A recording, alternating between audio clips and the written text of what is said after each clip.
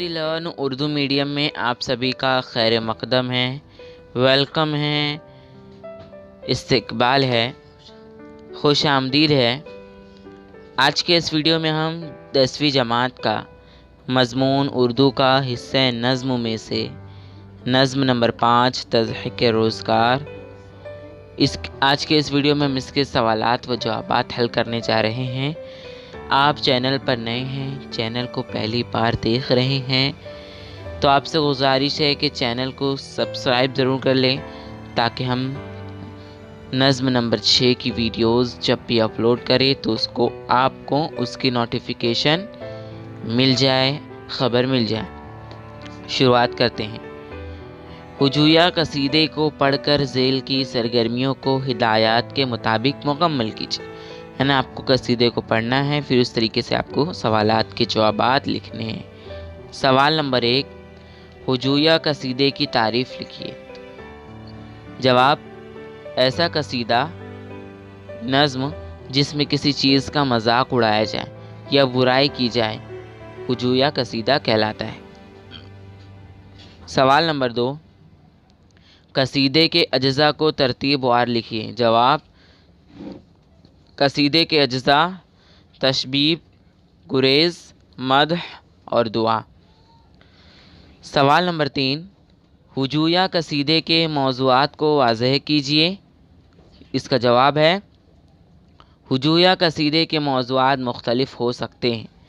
इनमें किसी शहर की बदआमनी और बदहाली का ज़िक्र किया जा सकता है, हुकूमत की नाअहली, अफसरान की बालादस्ती, किसी शख्स की खस्ता हाली, किसी जानवर की बदखोई, किसी इमारत की शिकस्तगी, अवाम की हालत ज़ार, बल्दिया की बदनज़मी, तालीमी इदारों और अस्पतालों की बदनज़मी वग़ैरह को मौजू बनाकर शायर इनकी तज़हीक करता है, यानी मजाक उड़ाता है।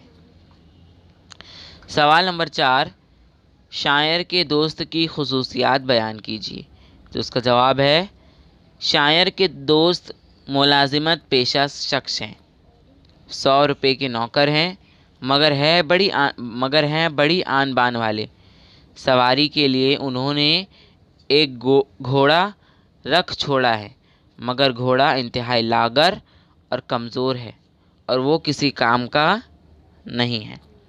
सवाल नंबर 5, शायर के दोस्त के घोड़े की खुसूसियात तहरीर कीजिए। जवाब, शायर के दोस्त का घोड़ा निहायत कमज़ोर और नाताकती का मारा था। अगर एक बार बैठ जाता तो इसका खड़ा होना दुश्वार था। इतना दुबला पतला था कि मालूम होता था कि गोया इसके जिस्म में न हड्डियां हैं और न गोश्त। वो चल भी नहीं सकता था, बिल्कुल मिट्टी के घोड़े के मानिंद था। सवाल नंबर 6, घोड़े की नाताकती को अपने अल्फाज में बयान कीजिए। जवाब, घोड़ा बेहद कमज़ोर और लागर था, न उसे दाना मैसर था और न ही घास फूस। फाकों की वजह से वो दुबला हो गया, इस कदर नहीफ व लागर के हवा का तेज़ झोंका भी उसे अपने साथ उड़ा ले जाता। सवाल नंबर 7, शायर के दोस्त की तनख्वाह लिखिए। है ना, हमें शायर के दोस्त की तनख्वाह लिखनी है। जवाब, शायर के दोस्त की तनख्वाह 100 रुपये थी। सवाल नंबर 8, शायर के साथ इत्तेफाकिया होने वाला वाक़या तहरीर कीजिए। जवाब, शायर को एक रोज़ कोई ज़रूरी काम दरपेश था। तब उन्होंने सोचा क्यों ना अपने इन आशना से जो इनके करीब मकान से करीब रहते थे घोड़ा मिस्तार लें और इस पर सवार होकर इस काम को अंजाम देने जाएं।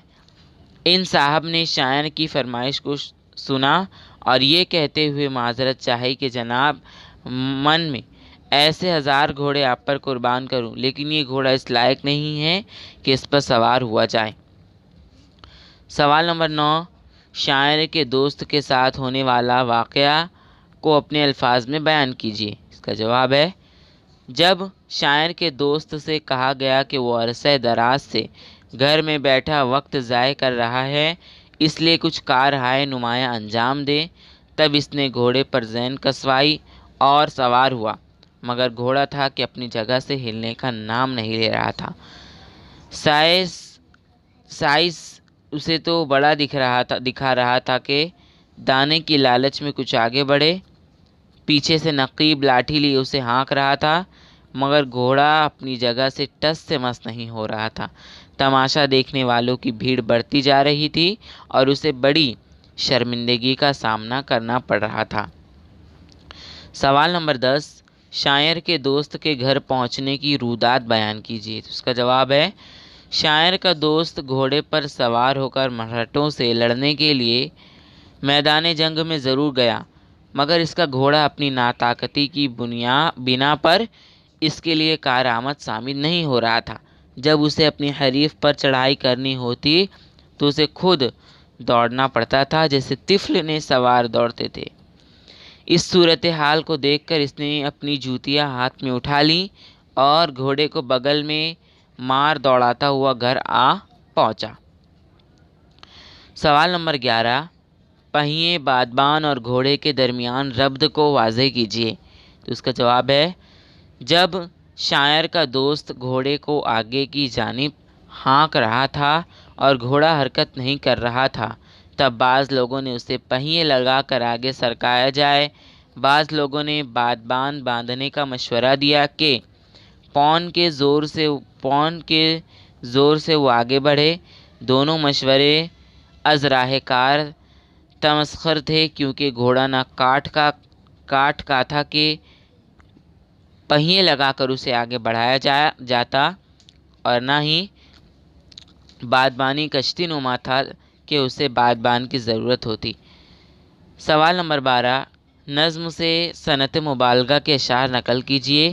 اس کا جواب ہے، صنعت مبالغہ کے اشعار۔ پہلا شعر، مانند نقش نعل زمیں سے بجز فنا، ہرگز نہ اٹھ سکے وہ اگر بیٹھے ایک بار۔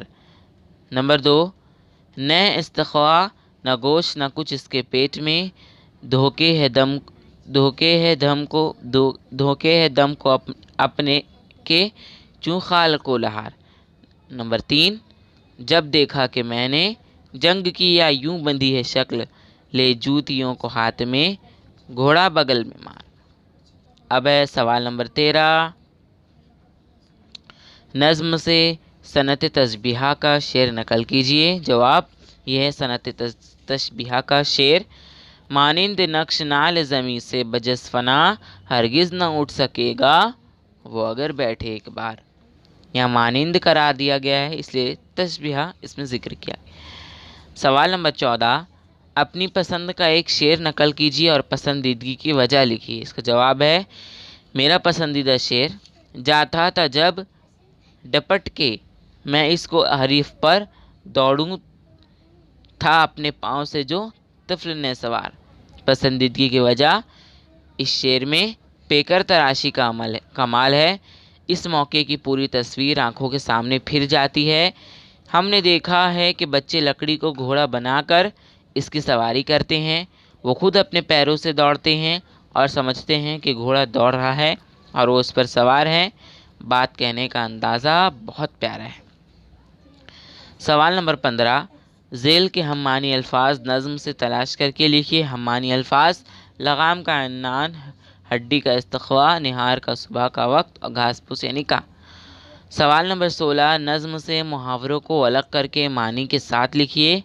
جواب، محاورے اور ان کے معنی، پہلا دم دھوکنا یعنی ہوا بھرنا، دوسرا کوڑیاں اڑانا یعنی وقت ضائع کرنا۔ اب اگلا سوال ہے، قصیدہ تضحیک روزگار پڑھ کر ذیل کی سرگرمی مکمل کیجیے۔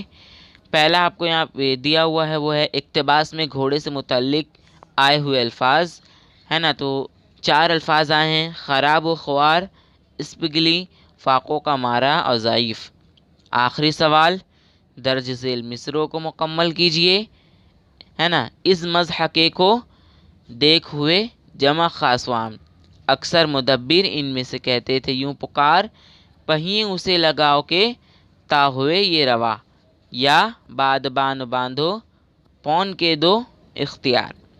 تو ویڈیو یہاں پر ختم ہوتی ہے۔ اگر آپ کو یہ ویڈیو ذرا سی بھی ہیلپ فل لگی ہو تو اس ویڈیو کو لائک کیجئے اور اپنے ہم جماعت سہیلیوں اور دوستوں اور گروپس پر شیئر کیجئے، اور ویڈیو اگر پہلی بار دیکھ رہے ہیں، چینل پر نئے ہیں تو چینل کو جلدی سے سبسکرائب کیجئے تاکہ آنے والے ہر ویڈیوز کی نوٹیفیکیشنز آپ کو سب سے پہلے مل سکے۔